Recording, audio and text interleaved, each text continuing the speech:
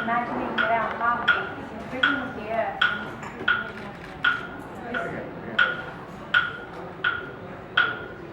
Listening to the birds.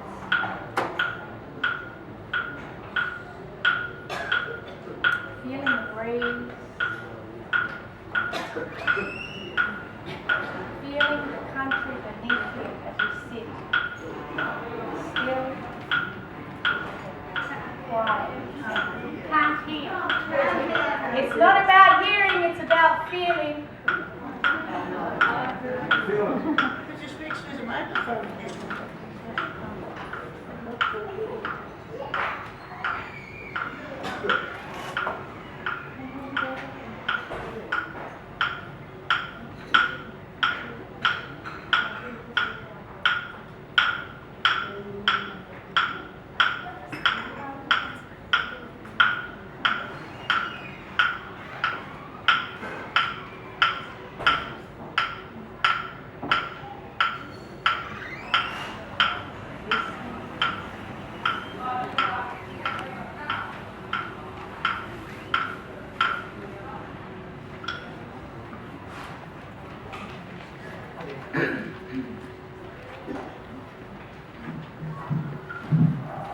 Good afternoon, everyone, and welcome, men and women together.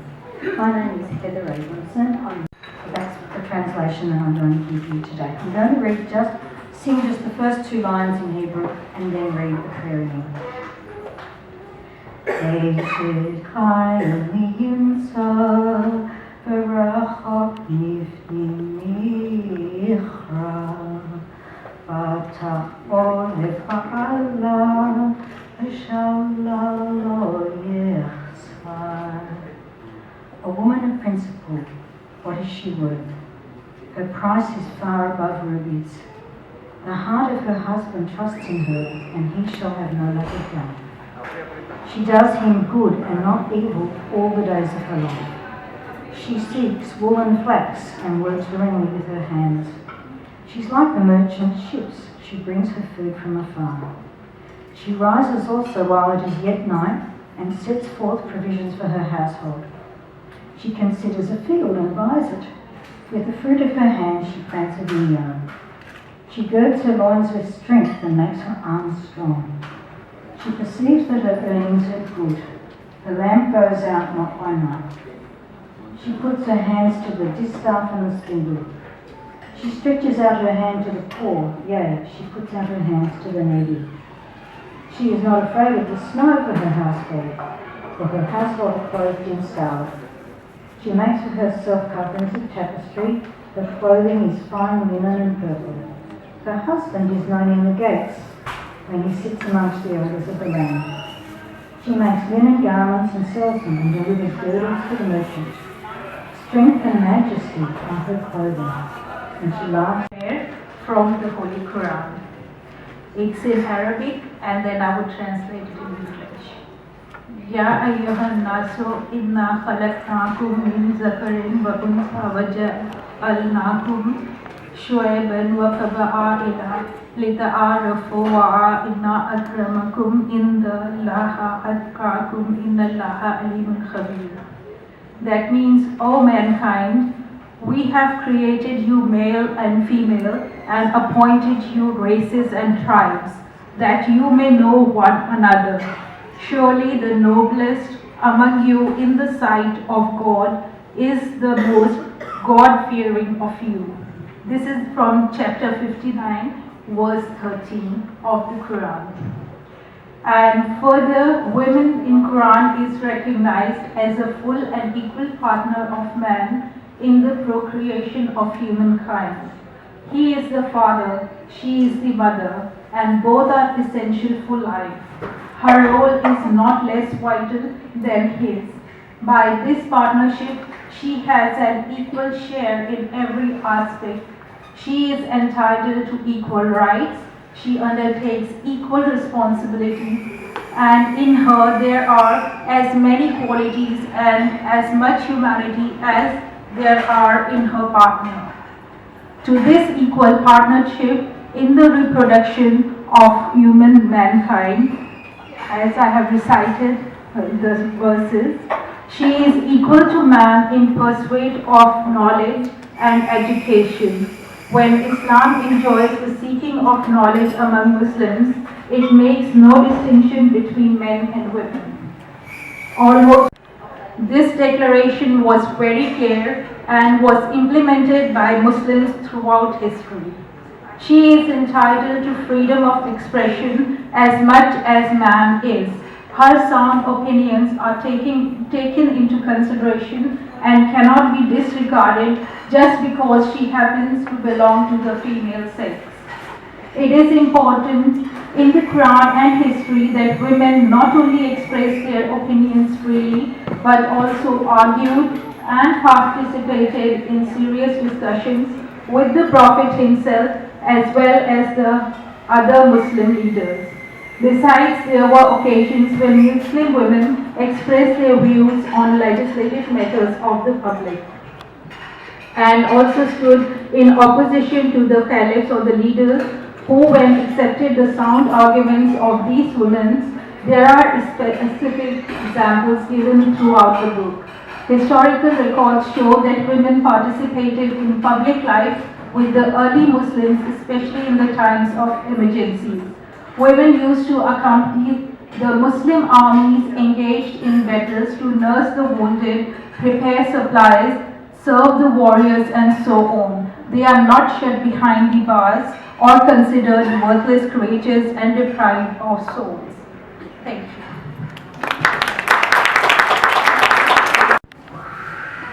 Good evening, ladies and gentlemen. Acknowledging the traditional owners of the land, past, present, and future. My name is Sirini. I'm from the Buddhist tradition. And today I have chosen sutra, a teaching called Metta Sutra, which was taught by Lord Buddha 2,600 years ago. And it's about compassion. And the reason I chose that is it talks about a mother's compassion. I'll start with a small chant and I will just say the sutra in English. Sadhu, sadhu, sadhu. Namo tassa bhagavato arahato samma sambuddhassa. Namo tassa bhagavato arahato samma sambuddhassa. Namo tassa bhagavato arahato samma sambuddhassa. Buddhang saranang gacchami. Dhammang saranang gacchami. Sanghang saranang gacchami. Sadhu, sadhu, sadhu. Those who are still doing good and who wishes to attain that state of calm should act thus. They should be upright, perfectly upright, gentle and humble, contented easily with laughter, with few duties, simple in livelihood, controlled in senses, discreet, not impudent. May all beings be happy and safe. May their hearts be wholesome. May all beings without exception, including my husband and dear friends. My name is Dilnaz Bilamoria, and I'm really grateful to Jassi Ji and members of the Women Interfaith Network for organizing these beautiful events year after year. I see so many familiar faces and thank the Lord that we can all be together to celebrate. Thank you very much. I belong to a community or a group called the Zoroastrian community. We follow the teachings of the Prophet Zarathustra and we are known as Parsis. Ours is the oldest monotheistic religion in the world, predating Christianity, Islam, Buddhism. We're a very small group and a dying breed, as some say in the community, which is why my teenage son says that I shouldn't scold him for cleaning the room because we're a dying community. But coming to a more serious note, it is wonderful that we're given an opportunity here to talk a few words from our faith.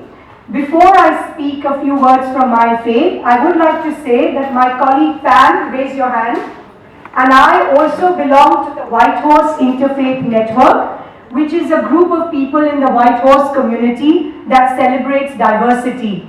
And we invite members of all faiths and communities to be part of our group to recognize and celebrate the different communities, faiths and traditions that make Australia the vibrant multicultural community that we are today. My prayer today is from a prayer called Ardhavi Sur Nyash. Now for our prayer,